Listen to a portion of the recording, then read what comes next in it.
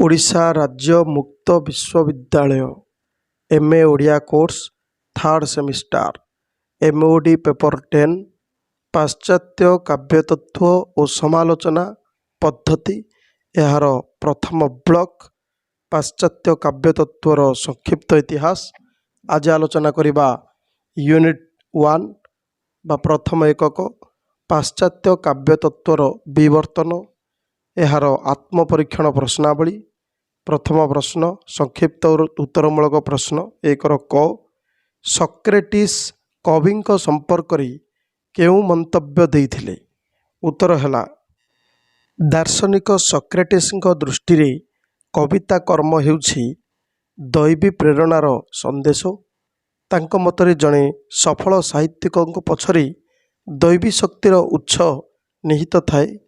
ଈଶ୍ୱର କବିର ଚେତନା ମାଧ୍ୟମରେ ସାଧାରଣ ଜନତା ପାଖରେ ଆତ୍ମପ୍ରକାଶ କରନ୍ତି। ତେଣୁ ସକ୍ରେଟିସ୍ଙ୍କ ଏହି ମନ୍ତବ୍ୟ କବିମାନଙ୍କୁ ବହୁ ସମ୍ମାନର ଅଧିକାରୀ କରାଇ ପାରିଥିଲା। ପରବର୍ତ୍ତୀ ପ୍ରଶ୍ନ 1ର ଖ। ପ୍ଲାଟୋଙ୍କର ଦୃଷ୍ଟିଭଙ୍ଗୀ କ'ଣ ଥିଲା? ଉତ୍ତର ହେଲା, ସକ୍ରେଟିସ୍ଙ୍କ ଅନୁଗାମୀ ଶିଷ୍ୟ ପ୍ଲାଟୋଙ୍କ କାବ୍ୟ ସମ୍ପର୍କିତ ଦୃଷ୍ଟିଭଙ୍ଗୀ ଭିନ୍ନ ଥିଲା। କାବ୍ୟକୁ ସେ ସୌନ୍ଦର୍ଯ୍ୟ ଦୃଷ୍ଟିରୁ ବିବେଚନା ନ କରି ଜଣେ ଦାର୍ଶନିକ ଓ ସମାଜ ସଂସ୍କାରକର ଦୃଷ୍ଟିଭଙ୍ଗୀ ନେଇ ଦେଖିଥିଲେ। ସାମାଜିକ ଚିତ୍ର ଓ ସାମାଜିକ ବିଧି ବ୍ୟବସ୍ଥାର ଉନ୍ମେଷ ଓ ଉତ୍ତରଣରେ ଏହି କାବ୍ୟର ଉଲ୍ଲେଖନୀୟ ଭୂମିକା ଥିବା ବିଷୟ ପ୍ଲାଟୋ ମତ ଦେଇଥିଲେ ବା ତାଙ୍କ ଦୃଷ୍ଟିଭଙ୍ଗୀ ଥିଲା ଏହି ପ୍ରକାରେ।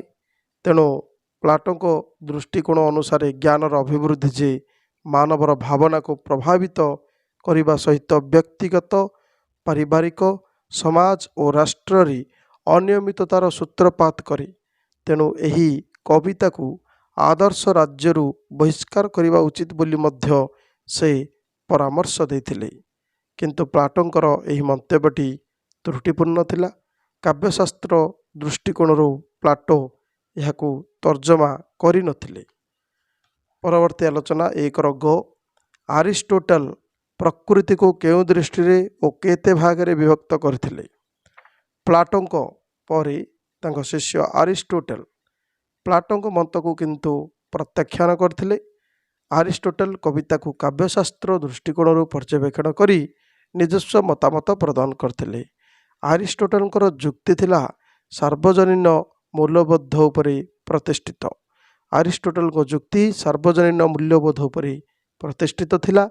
ସମାଲୋଚନାର ଜନକ ଭାବେ ତେଣୁ ତାଙ୍କୁ ସ୍ୱୀକୃତି ପ୍ରଦାନ କରାଯାଇଛି ଏବଂ ତାଙ୍କ ରଚିତ କାବ୍ୟତତ୍ତ୍ୱ ବା ପୋଏଟିକ୍ସରେ ସେ ସମାଲୋଚନା ନିମିତ୍ତ ଯେଉଁ ସବୁ ନିୟମ ପ୍ରଣୟନ କରିଛନ୍ତି ତାହା ସମାଲୋଚକମାନଙ୍କୁ ଅନୁପ୍ରାଣିତ କରୁଛି। ଆରିଷ୍ଟୋଟଲଙ୍କ ମତରେ କବିତା ହେଉଛି ଭାଷାଭିତ୍ତିକ ମାଧ୍ୟମ ଯାହାଦ୍ୱାରା କି ପ୍ରକୃତିକୁ ଅନୁକରଣ କରିହୁଏ। Poetry is an imitation of nature through the medium of language. ଏଣୁ ଆରିଷ୍ଟୋଟଲ ପ୍ରକୃତିକୁ ଦୁଇ ଭାଗରେ ବିଭକ୍ତ କରି କହିଥିଲେ, ଗୋଟିଏ ହେଲା ବହିର୍ପ୍ରକୃତି ଆଉ ଗୋଟିଏ ହେଲା ଅନ୍ତଃ ପ୍ରକୃତି। ବହିର୍ପ୍ରକୃତିରେ ସେ ପର୍ବତ, ଶ୍ୟାମଳ ତରୁରାଜି, ନଦ ନଦୀ, ପଶୁପକ୍ଷୀ ପ୍ରାକୃତିକ ଶୋଭାକୁ ଅନ୍ତର୍ଭୁକ୍ତ କରିଥିଲା ବେଳେ ଅନ୍ତଃ ପ୍ରକୃତିରେ ମାନବୀୟ ପ୍ରକୃତି ଅର୍ଥାତ୍ ମଣିଷ ପାଖରେ ଥିବା କାମ, କ୍ରୋଧ, ମୋହ, ଲୋଭ, ମାୟା ଏସବୁକୁ ସେ ଅନ୍ତର୍ଭୁକ୍ତ କରିଥିଲେ। ପରବର୍ତ୍ତୀ ଆଲୋଚନା 1 ନମ୍ବର ଘ ପ୍ରଶ୍ନ। ଅନୁକରଣ ତତ୍ତ୍ୱ କହିଲେ କ'ଣ ବୁଝ? ଏହାର ଉତ୍ତର ହେଲା, ଆରିଷ୍ଟୋଟଲଙ୍କ ମତରେ ଅନୁକରଣ ଅର୍ଥାତ୍ ଏହାର ଅର୍ଥ ହେଲା ବାହ୍ୟ ଜଡ଼ ଜଗତର ଏହା ଫଟୋଗ୍ରାଫିକ୍ ଚିତ୍ର ନୁହେଁ। ଏହା ହେଉଛି ଏକ ଭାବନାମୟ ପରିପ୍ରକାଶ। ନୈତିକତାର ଆଲୋକରେ ଏହାର ସୌନ୍ଦର୍ଯ୍ୟ ଉଦ୍ଭାସିତ ହୋଇଥାଏ। କୌଣସି ଏକ ବିଶେଷ ସତ୍ୟ ମଧ୍ୟରେ ଏହା ସୀମାବଦ୍ଧ ନ ହୋଇ ସର୍ବଦା ସାର୍ବଜନୀନ ଓ ସର୍ବକାଳୀନ ସତ୍ୟ ପ୍ରକାଶ ଉପରେ ଗୁରୁତ୍ୱ ଦେଇଥାଏ। ତେଣୁ ଅନୁକରଣ ଏହା କେବେ ମନୋରଞ୍ଜନ ଧର୍ମୀ ନୁହେଁ, ବରଂ ନୀତିଶିକ୍ଷା ପ୍ରଦାନକାରୀ। ଏହାଦ୍ୱାରା ଅପୂର୍ଣ୍ଣ ବସ୍ତୁ ମଧ୍ୟରେ ପୂର୍ଣ୍ଣତା ପ୍ରାପ୍ତ ହୋଇଥାଏ।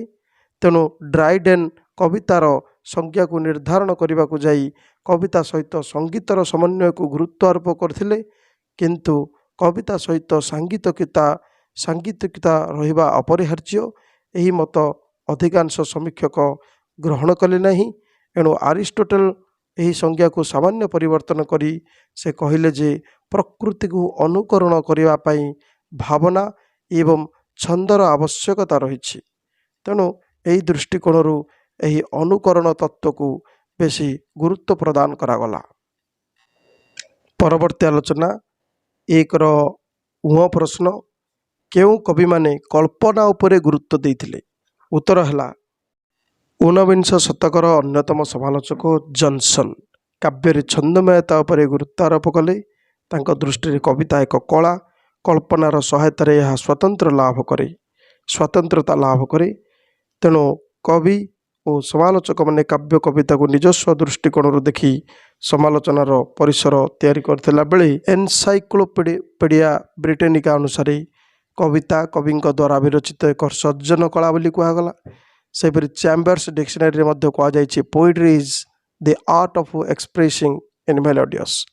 एणु परवर्ती समय दार्शनिक कार्लाइल संगीतमय चेतनार अन्यतम रूप काव्य बोली कहवा सह यह भाव और कल्पना उपरि प्राधान्य देइथाय बोली दर्शाइथिले। एणु मोटामोटी भाव देखा गले जॉनसन कार्लाइल परवर्ती समय केतेक समीक्षक कवि प्रेरणा उपरे गुरुत्व आरोप करी कल्पना को कारण रूपे विवेचना कले।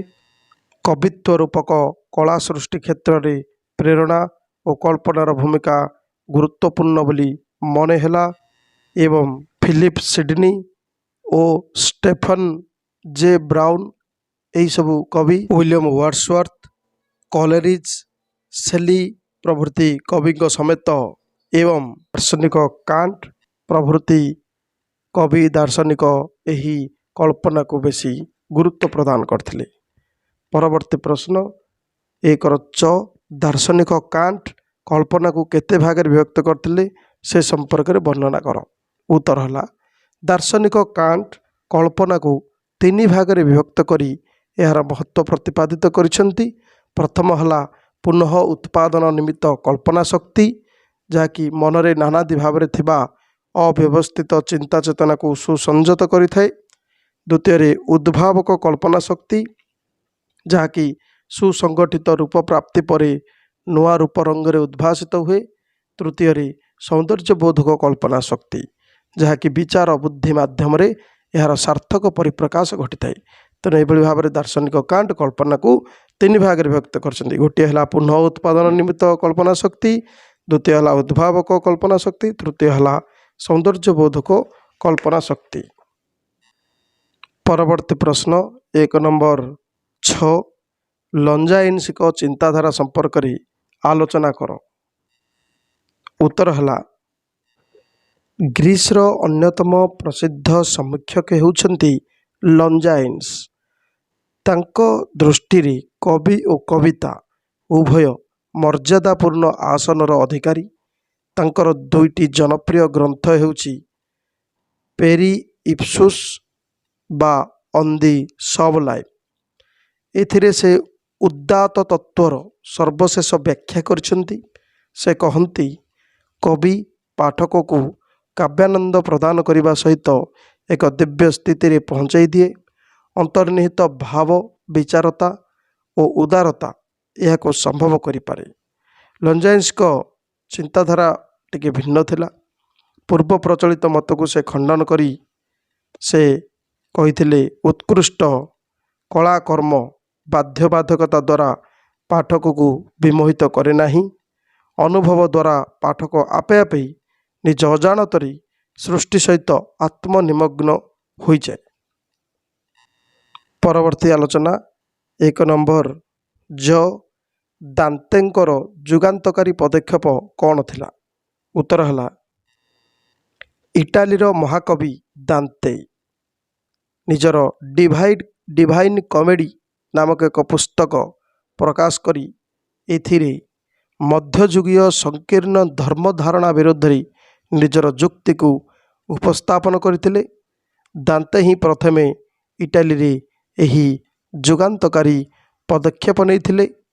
पंडित पाद्री मानक भाषारे लाटिन महाकाव्य न लेखि से साधारण जनता बुझिला भली इतालीय भाषारे एहाकु रचना करथिले। तेणु पाश्चात्य चिंता जगतरे उपरोक्त सिद्धांत गुड़िक एक नूतन मार्ग प्रदर्शन करथिला। परवर्ती आलोचना 1 नंबर झ रोमांटिक समालोचक गोष्ठीर मुख्य आभिमुख्य कौन थिला? उत्तर हला रोमांटिक समालोचक गोष्ठीर मुख्य आभिमुख्य थिला जे रोमांटिक समीक्षा तत्व यथा भाषा, कल्पना, प्रेरणा प्रसूत काव्यधारा, कवितार गढ़न बा कलापक्ष और प्रकृति चित्रण आदि उपरे गुरुत्व देई कविता रचना करिबा। एहार आरंभ करथिले वर्ड्सवर्थ, शेली प्रभृति कवि जो माने कि कल्पना शक्ति को अधिक गुरुत्व देउथिले।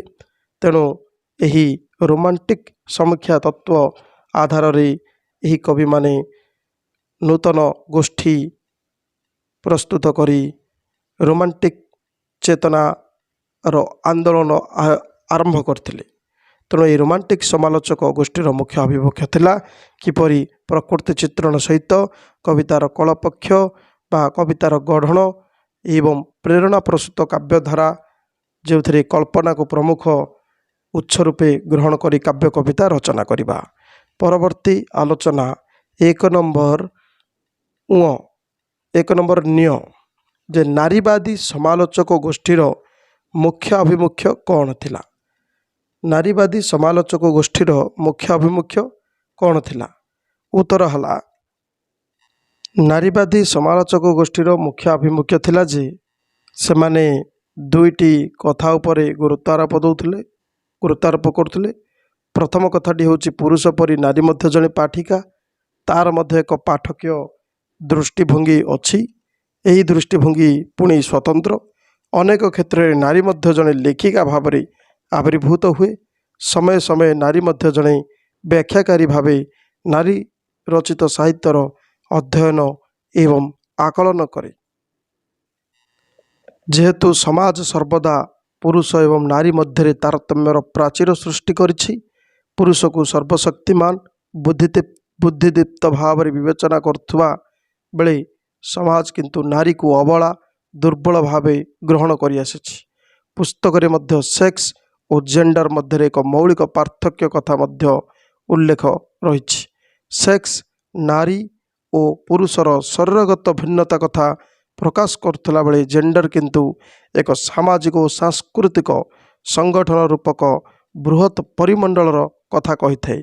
यह व्यतीत विभुआ जे कि उल्लेख करथिले जे नारी होई जन्म होई न थाए, समाज ही ताको नारी भाव रे सामाजिक स्वीकृति प्रदान करे। समाज परी साहित्य क्षेत्र में मध्य अनुरूप कथा देखा मिले। तेणु मेरी एलमान दि किंग एलाउड वुमेन नामक एक पुस्तक रचना करथिले। 1969 मसीह अमेरिका, इंग्लैंड और फ्रांस रे बहु संख्यक नारीवादी लेखा प्रकाशित होता एवं यही नारीवादी गोष्ठी बा नारी समालोचक गोष्ठी यही एक आभिमुख्य ग्रहण करी नारी मानक कथा को गुरुत्वर सह ग्रहण करने को काव्य कवितार प्रसंग गुड़िक वर्णना पर गुरुत्वारोप करथिले। परवर्ती आलोचना 1 नंबर ट प्रश्न पाठक प्रतिक्रिया तत्व समीक्षार आभिमुख्य कौन? उत्तर हला पाठकीय प्रतिक्रिया तत्व। यार प्रवक्ता थिले रोजेनब्लाट, स्टालिन फिश और दाउस। रोजेनब्लाट लिटरेचर एज एक्सप्लोरेशन नामक एक पुस्तक रचना करथिले। एही पुस्तक रे पठन क्रिया को एक प्रक्रिया भावे ग्रहण करागला। पठन क्रिया ही पाठक, लेखक और साहित्यिक कृति मध्य एक संजोग सेतु स्थापन करी यह रोजेनब्लाट कहिथिले। यह द्वारा कृति थिबा सन्निहित अर्थर पूर्ण विस्तार प्रकाश पाए। अर्थ केबे निर्दिष्ट नुहे, गोटे कृति बहु अर्थ प्रकाश पाए। यह निर्भर करी पाठकर मानसिक और सामाजिक स्थिति उपरे। यह को नहीं से पाठक्य प्रतिक्रिया तत्व प्रकाश करथिले। परवर्ती आलोचना दीर्घोत्तरमूलक प्रश्न 2 नंबर क पाश्चात्य काव्य तत्वर विवर्तन संपर्क आलोचना कर। उत्तर है एकविंश शताब्दी ज्ञानर परिमंडल को परिव्याप्त करिछि। आजिर समय साहित्य सृष्टि कौन से एक आंचलिक सीमा मध्य आउ सीमित हो रही ना। पारस्परिक दूरता आज दूरी जाइछि। समग्र विश्व आज एक परिवार भुक्त होइछि। तेणु समग्र विश्व को एक परिवार भुक्त मनकरी स्रष्टा निज सृष्टिर विचार करुछि। विश्वर परिवर्तित चिंताधारा मध्य यही सृष्टि भितर आज प्रतिफलित होछि। साहित्य को अधिक समृद्ध करने निमित्त काव्य तत्वविद माने मध्य प्रचेष्टा अब्याहत रखिछन्ति। भाव और भाषातात्विक अध्ययन उपरि आज गुरुत्व आरोप करा जाउछि। एही भली एक घड़ीसंधि मुहूर्त आम ओडिया साहित्य संस्कृत काव्य तत्वर जेमिति प्रभाव पड़ी ठीक सेहीपरि पाश्चात्य काव्य तत्वर मध्य अनुरूप प्रभाव पड़िथिबा लक्ष्य करा जाए। आधुनिक विचारर प्रतिष्ठा निमंते पाश्चात्य काव्य तत्व और पाश्चात्य समीक्षा पद्धति सह काव्य तत्वविद मानकर विचारधारा सहित परिचय रहिबा आज गुरुत्वपूर्ण मन होउछि। एणु साहित्यर मूल्यांकन प्रसंग काव्य तत्वविद मानकर जो सबु सिद्धांत को आज गुरुत्व दि जाउछि सेगुड़िकर सार्वजनीन और सार्वकालिक मूल्यबोध मध्य रही। एगुड़िक वैशिष्ट्य सृष्टिधर्मी साहित्य ठारू कौनसी गुण कम नुहे। यह आधार करी समालोचना पद्धतिर विकास घटी। पाश्चात्य काव्य तत्वर परिवर्तन आधार आज विश्व एक समालोचना पद्धति नूतनत्व आसी। एही परिप्रेक्षी रे पाश्चात्य काव्य तत्वर विवर्तन संपर्क में धारणा रहिबा अनिवार्य। समीक्षा तत्वर विवर्तन पाश्चात्य बौद्धिक जगतर एक प्रमुख धारा। यह आरंभ होइतिला प्लाटो अरिस्टोटल ठारू एवं आज पर्यंत लगी रही। यार अंत घटी नहीं। आजिर चिंता चेतना काली की पुराणा होउछि एवं यार स्थान नेउछि एक नुआ चिंताधारा। समीक्षक मानकर गभीर अनुसंधिच्छा तथ्य संग्रह मननशीलता नुआ सृष्टि करिबा एवं नुआ बागरी सृष्टिर तर्जमा करिबा इत्यादि बाट फिटाउछि। एवं एही परिप्रेक्षी प्लाटोंकर अनुकृति तत्व ठारू आरंभ करी अरिस्टोटल प्रतिनिधिकरण प्रक्रिया सिडनी ड्राइडन सामुएल जॉनसन समस्त मतामत को सांग को कॉलेरिजर फैंसी और इमाजिनेशन उपरे गुरुत्वारोप सह कवितार गढ़न शिल्प संपर्क में सुचिंतित मंतव्य एवं नवचेतनार आज आगमन होइथिबा देखा मिली। जहाकु कि कह जाए रोमांटिक समालोचना काव्य तत्व। विंश शताब्दीर आद्य पादरे नव्य समालोचक माने यही पद्धति को जेहेतु ग्रहण करना नव्य समालोचक मान पद्धति समयक्रमे नव्य इतिहासवादी और पाठक्य प्रतिक्रिया संपर्कित समालोचक मान द्वारा वर्जित होइछि। एणु मोट उपरे कहबाकू गले पाश्चात्य चिंता जगत रे समीक्षा तत्वर जो विवर्तन घटीथिला ताकू कालानुक्रमे निम्न प्रकार सजा जाई पारे। जेपरिकी रूसियार गठन तत्ववाद और नव्य समालोचना तत्व यह विंश शताब्दीर 20 दशक घटीथिला। तापरे आर्किटाइपाल समालोचना जहाँकि विंश शताब्दीर तृतीय और चतुर्थ दशक घटीथिला। शैली विज्ञान विंश शताब्दीर चतुर्थ और पंचम दशक। सेहीपरि संरचनावाद और नारीवाद विंश शताब्दीर षष्ठ दशक। उत्तर संरचनावाद और विघटनवाद पाठक प्रतिक्रिया तत्व विंश शताब्दीर सप्तम दशक। नव्य इतिहासवाद और संस्कृति अध्ययन भित्तिक जहाँकि विंश शताब्दीर अष्टम दशक। यह व्यतीत रही मार्क्सवादी समालोचना मनस्तात्विक समालोचना परिवेश समालोचना व्याख्यान विमर्श जनित समालोचना भली विविध समालोचना धारा। यही भाव में पाश्चात्य काव्य तत्व आसी नाना विवर्तन। पाश्चात्य काव्य तत्व क्षेत्र में Plato Aristotle Longinus Kant, Matthew Arnold, Hegel, Coleridge, Wordsworth, Richards, Croce, Bradley प्रमुख समीक्षक माने साहित्य समालोचना ପାଇଁ विविध मार्ग प्रस्तुत କରିଛନ୍ତି। पाश्चात्य काव्यशास्त्रानुଯାयी काव्य वस्तुनिष्ठ एवं व्यक्तिनिष्ठ एहिपरि दुई भागରେ विभक्त ହୋଇଛି। वस्तुनिष्ठ चेतनाରେ ରହିଛି काव्यर बाह्य सौंदर्य एवं गठन रीति, या उपरे गुरुत्व दियाजाए। Plato, Aristotle, Dryden, Johnson, Carlyle, Arnold प्रभृति कवि होचंदे पर्यायभुक्त, अर्थात ए समस्त हेले एही काव्यर बाह्य सौंदर्य और गठन रीति संपर्क बा वस्तुनिष्ठ चेतनार कवि। व्यक्तिनिष्ठ काव्य चेतना रे किंतु रही काव्यर अंतर्निहित सौंदर्य और भाव पक्ष बा कल्पना प्रसू बा कल्पना पक्ष। यार कवि हेले वर्ड्सवर्थ, कॉलरिज, शेली, एडगार आलान पो। बहु जातीय संस्कृतिर एकत्र सहवस्थान आम पई एक नूतन सांस्कृतिक दिगंतर उन्मोचन करिछि। संस्कृतिर समस्त उपादान को आज आंतर्जातिक मानदंड मूल्यांकन करा जाउछि। तेणु अंतर्जातीय क्षेत्र में एक सामूहिक संस्कृतिर संगठन पई अनुकूल परिवेश सृष्टि होइछि। एही दृष्टिकोण विचार कले पाश्चात्य साहित्य तत्व प्रत्येक प्राच्य जाति पई अवश्य अनुशीलन योग्य। एणु एही पाश्चात्य काव्य तत्वर विवर्तन संपर्क में धारणा रहिबा नितांत जरूरी। आलोचना करिबा परवर्ती 2 नंबर दीर्घोत्तरमूलक प्रश्नर 2 ख। पाश्चात्य काव्य तत्वदर्शी चिंतानायक मानक संपर्क में आलोचना कर।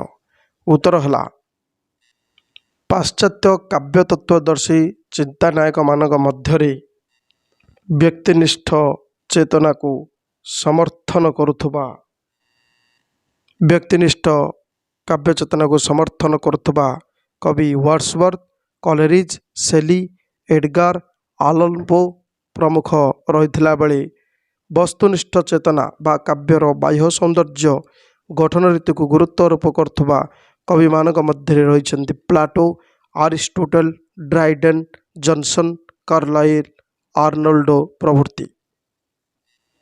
वस्तुनिष्ठ चेतना अर्थात काव्यर बाह्य सौंदर्य गठन रीति उपरि गुरुत्व देउथबा कवि मानक मध्य प्रथमे आसंती सॉक्रेटिस। दार्शनिक सॉक्रेटिस दृष्टि कविता कर्म दैवी प्रेरणार संदेश। तांक मतरे जड़े सफल साहित्यिक पछरी दैवी शक्तिर उत्स निहित थाए। ईश्वर कविर चेतना माध्यम साधारण जनता पाखरे आत्मप्रकाश करती। सॉक्रेटिसଙ୍କର ଏହି मंतव्य जोगु कवि माने बहु सम्मानर अधिकारी होइथिले, किंतु एहाकु ग्रहण नकरी तांक शिष्य प्लाटो एक भिन्न दृष्टिभंगी काव्य को देखिछन्ति एवं काव्य संबंधी मत देइछन्ति जे से काव्य को सौंदर्य दृष्टि विवेचना नकरी दार्शनिक और समाज संस्कारकर दृष्टिभंगी नहीं देखिथिले। सामाजिक चित्र और सामाजिक विधि व्यवस्थार उन्मेष उत्तरण में यह किपर उल्लेखनीय भूमिका ग्रहण करे से संपर्क में प्लाटो मत रखिथिले, किंतु प्लाटों मत को प्रत्याख्यान करथिले आरिस्टोटेल। आरिस्टोटेल कविता को काव्यशास्त्र दृष्टिकोण पर्यवेक्षण करी निजस्व मतामत प्रदान करथिले। आरिस्टोटेल जुक्ति सार्वजनीन मूल्यबोध उपर प्रतिष्ठित थिला। एणु समालोचनार से जनक रूपे मध्य स्वीकृत।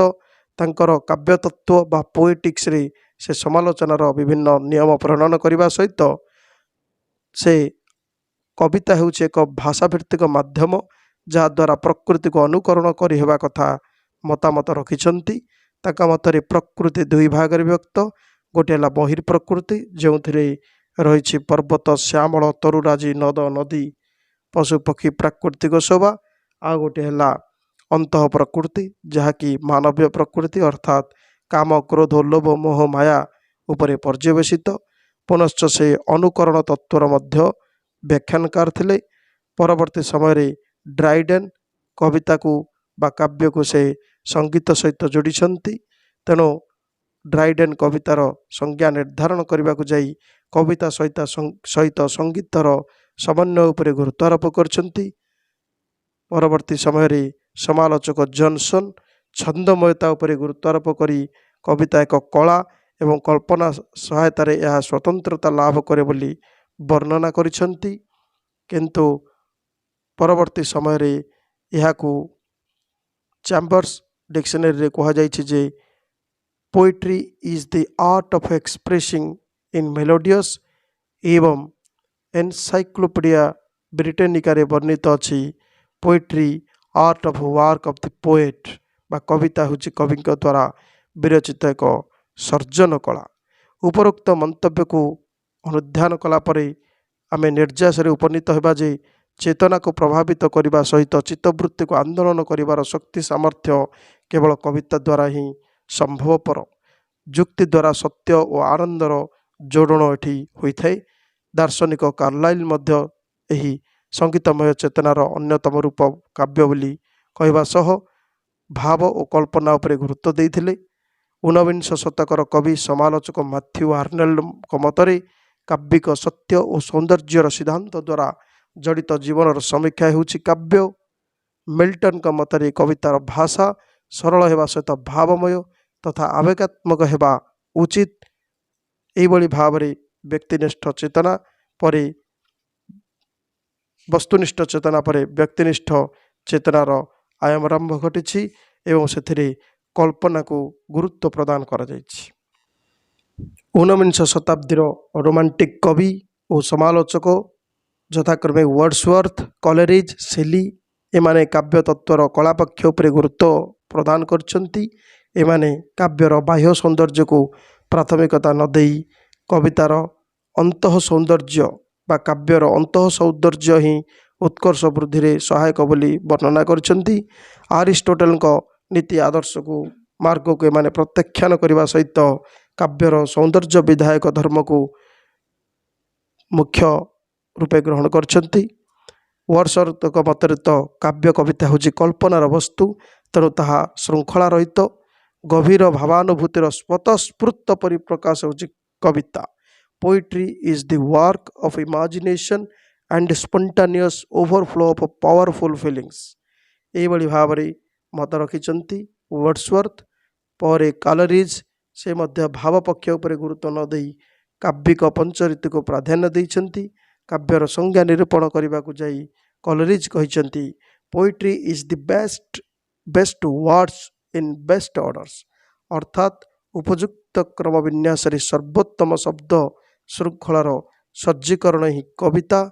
पीबी शेली दृष्टि मध्य कविता कहले आनंदमय मानसिकतार सर्वाधिक सुखमय अनुभूतिर परिप्रकाश समयर रचना होछि कविता।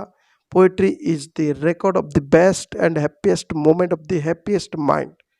एइभଳି भावे कविता को वर्णना कला बेले ले हैंट से मध्य कविता को कल्पनामय भावनापूर्ण मनोभावर सार्थक परिप्रकाश बोली वर्णना करछन्ति।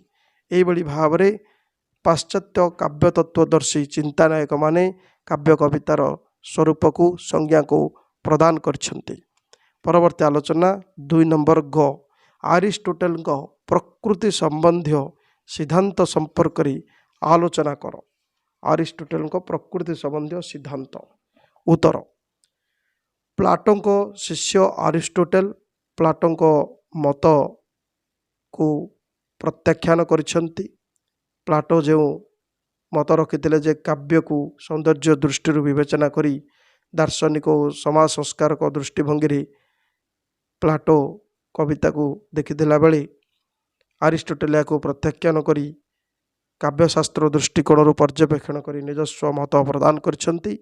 आरिस्टोटल जुक्ति सार्वजनीन मूल्यबोध पर प्रतिष्ठित थिला। समालोचनार एणु जनक रूपे से स्वीकृत। आरिस्टोटल निजर काव्य तत्व समालोचनार जो सब नियम प्रणयन करछन्ति से सब समालोचक मानकु अनुप्राणित कला।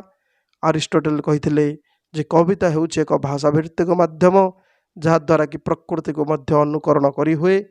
Poetry is an imitation of nature through the medium of language.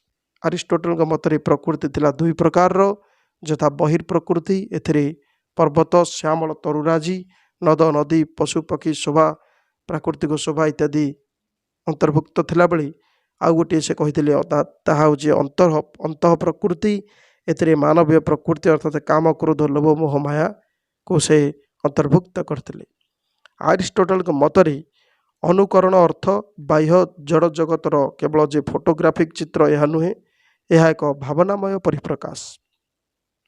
नैतिकतार आलोक यार सौंदर्य उद्भासित हुए। कौन से एक विशेष सत्य मध्य यह सीमाबद्ध न होई सर्वदा सार्वजनीन और सर्वकालीन सत्य प्रकाश उपरे गुरुत्व देता। तेणु यह केबे भी मनोरंजन धर्मी नुहे बरम नीति शिक्षा प्रदानकारी। अर्थात यही अनुकरण मनोरंजन धर्मी नुहे नीति शिक्षा प्रदानकारी। यह द्वारा अपूर्ण वस्तु मध्य आसे पूर्णता। ठीक सेहीपरि से प्रकृति को अनुकरण करने भावना और छंदर आवश्यकता रही कथा मध्य वर्णना करी यही अनुकरण तत्वर व्याख्यान करथिले। एभली भावे अरिस्टोटेल प्रकृति संबंधी सिद्धांत प्रदान करथिले। शेष प्रश्न 2 घ सक्रेटिस सिद्धांत संपर्क में सम्यक आलोचना कर। उत्तर सक्रेटिस थिले जड़े वस्तुनिष्ठ चेतनार उद्योक्ता। दार्शनिक सक्रेटिस मतरे कविता कर्म दैवी प्रेरणार संदेश। तांका मतरे जड़े सफल साहित्यिक पछरे दैवी शक्तिर उत्स निहित थाए। ईश्वर कविर चेतना माध्यम साधारण जनता पाखे आत्मप्रकाश करती। सक्रेटिसଙ୍କର ଏହି मंतव्य से समय कवि को बहुत सम्मानर अधिकारी କରିଥିଲା। सक्रेटिस एभली भाव काव्य कविता संबंधी निजर मतामत रखी काव्यर यही वस्तुनिष्ठ चेतना अर्थात बाह्य सौंदर्य गठन रीति या उपरे गुरुत्वारोप करथिले।